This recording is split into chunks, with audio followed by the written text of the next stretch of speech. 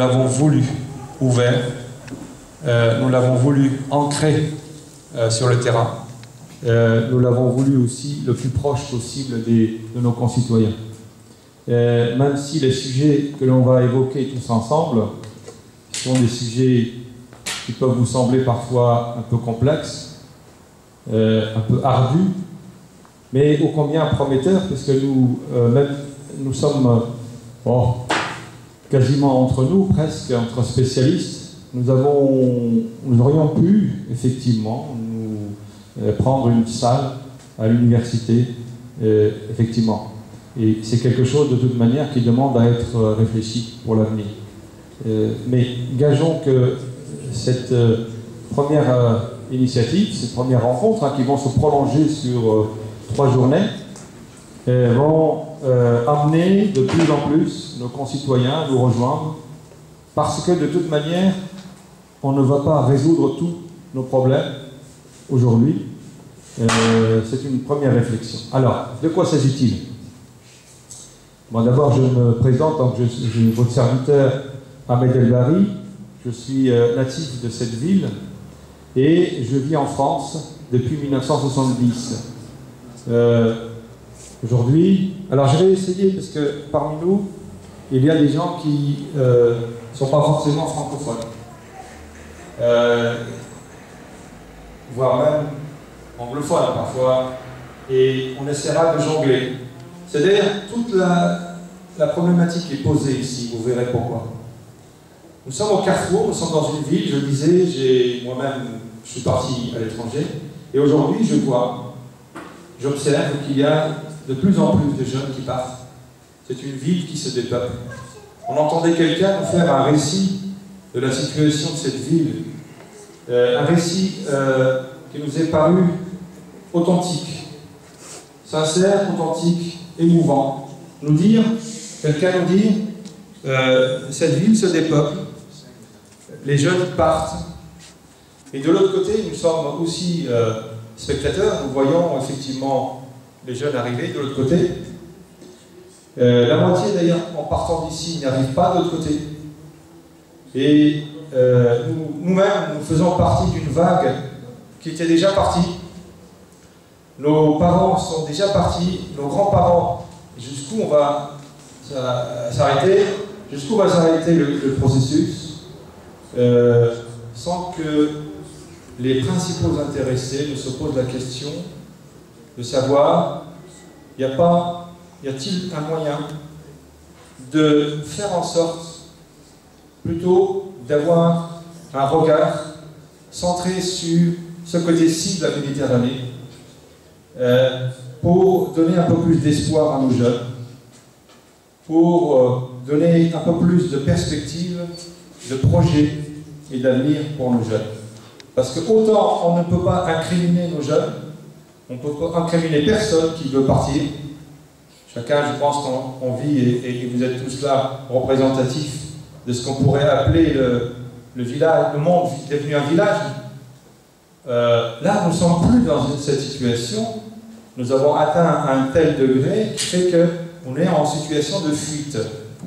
De l'autre côté de la Méditerranée, nous décrivons la situation, où la situation se décrit d'elle-même de plus en plus comme chaotique. L'Espagne qui est au bord du gouffre, la Grèce qui est déjà presque au fond du gouffre, la France qui commence un peu à tirer la langue, et puis on continue à faire comme si de rien n'était.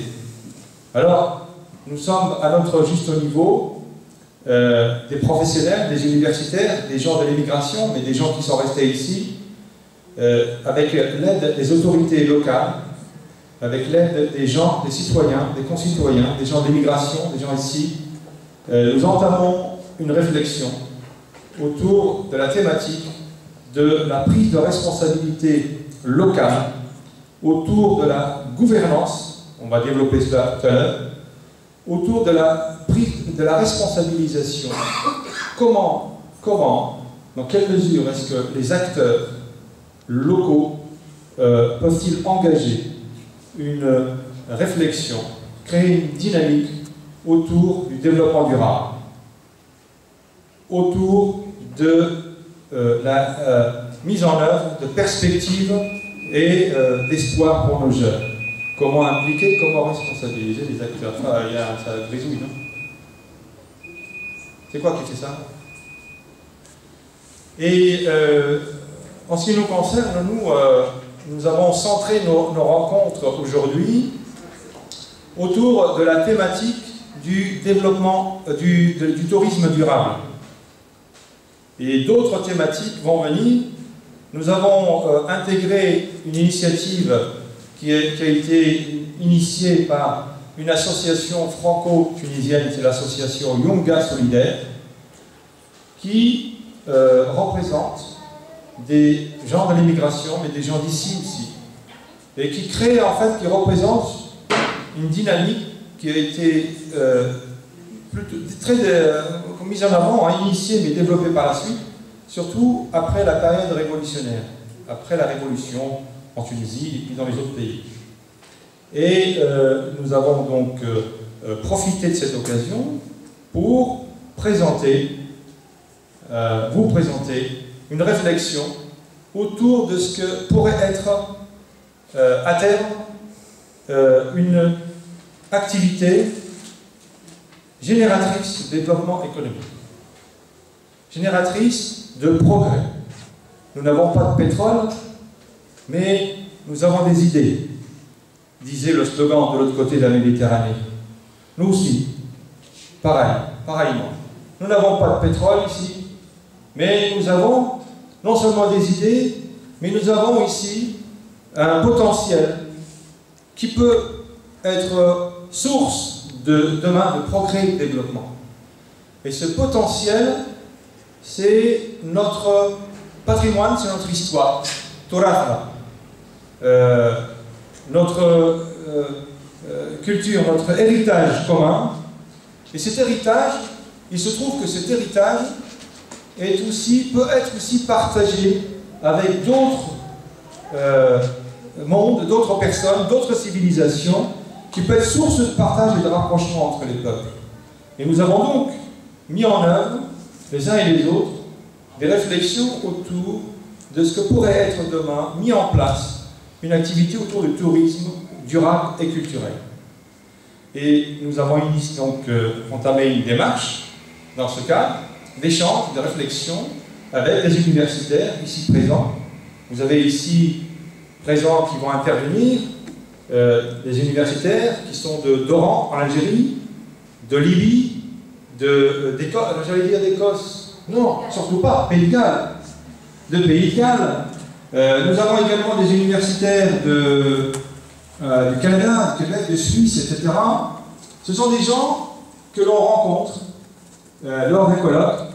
D'ailleurs, les gens ici présents, nous sommes vus dans des colloques internationaux, parce qu'on se rend compte, en voyageant, en fréquentant les colloques, que nous avons tous le même souci.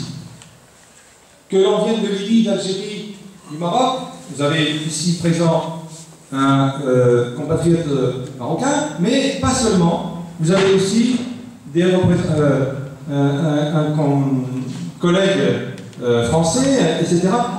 Et nous avons finalement tous le même souci, c'est de mettre en œuvre quelque chose qui pourrait enclencher une dynamique autour des termes de l'échange, autour de la construction d'un monde meilleur et un peu plus équitable. Le tourisme durable peut être un vecteur, puisque nous allons essayer, tout au long de ces 3 journées, de vous exposer, de vous démontrer. À travers nos interventions, nous allons vous parler de méthodes, comment enclencher, comment mettre en œuvre comment assurer la coordination, quelles sont les thématiques possibles, quels sont les thèmes autour de l'économie solidaire, par exemple, quels sont les thèmes autour de l'archéologie. Vous allez vous rendre compte, et notre vocation, c'est pas de vous apporter des solutions toutes faites, mais c'est de vous montrer, de vous démontrer que votre environnement immédiat, votre région, est potentiellement riche, notamment en sites archéologiques, et c'est ce que nous allons essayer de vous montrer. Je tiens à remercier M. Hoffman, le représentant inspecteur régional de la sauvegarde du patrimoine, son collègue, c'est ça, qui va nous présenter, donc, conservateur, voilà, qui va nous présenter, qui va vous présenter à travers un PowerPoint, image à l'appui, donc un certain nombre de vestiges, hein, de découvertes, etc., de pistes de réflexion. Et puis nous allons évoluer vers des réflexions, des méthodologies et des perspectives. N'attendez pas de nous aujourd'hui, demain, ni après-demain, qu'on soit porteur de projets, de solutions. La solution, elle viendra de vous. Notre objectif, c'est aussi de vous donner la parole, de vous entendre, de voir comment vous pouvez, vous, être porteur de projets. Parmi vous, alors, tout au long de ces 3 journées, des personnes vont venir, des personnes qui vont apporter des idées, mais qui sont aussi force de proposition en termes de projets. D'ailleurs, parmi ces personnes, il y en a une qui a, lors du régime précédent, qui sans doute fera état, exposera son expérience, qui a été victime et qu'on a empêché d'évoluer, et qui aujourd'hui, peut-être, à travers notre initiative, trouvera peut-être l'occasion de rebondir. En fait, s'il y a un fil conducteur à ces rencontres, c'est comment créer une dynamique locale autour de la valorisation du patrimoine. Quel type d'activité peut-on construire autour de l'économie solidaire? Comment faire de notre potentiel un vecteur de développement économique dans une perspective d'économie durable, dans une perspective d'économie solidaire. D'accord? Voilà, on peut poser les choses. Alors maintenant, le plus dur pour moi, ça va être d'essayer d'expliquer en arabe. Quels sont ceux parmi vous qui... alors, je parle français, j'ai essayé de parler de la façon la plus claire possible, parce que parmi nous, il y a des francophones. Je suis moi-même francophone. Je ne vois pas trop comment je peux faire, si ce n'est que je peux utiliser des termes. Le dialecte. Un peu... Comment? Le dialecte. Bon, je vais parler de dialecte. Mais le dialecte, je ne sais pas s'il est accessible à nos frères. Alors, est-ce que, éventuellement, Monsieur Othman, est-ce que, aussi pour honorer votre présence, est-ce que vous pouvez nous dire juste un petit mot pour nous ouvrir un petit peu ces rencontres? Comme vous voyez, donc, ces rencontres, dans un premier temps, s'ouvrent sous l'auspice plutôt d'une réflexion rapprochée, qui va s'élargir petit à petit. Donc, c'est pour ça que je vous disais tout à l'heure, ne vous effrayez pas de l'espace vide. Notre vocation, justement, c'est de remplir ce vide. On va essayer de dire un mot. Venez. En même temps, on va présenter le, c'est très bien. travail. C'est à la fois le deux à la fois. Allez, on y va.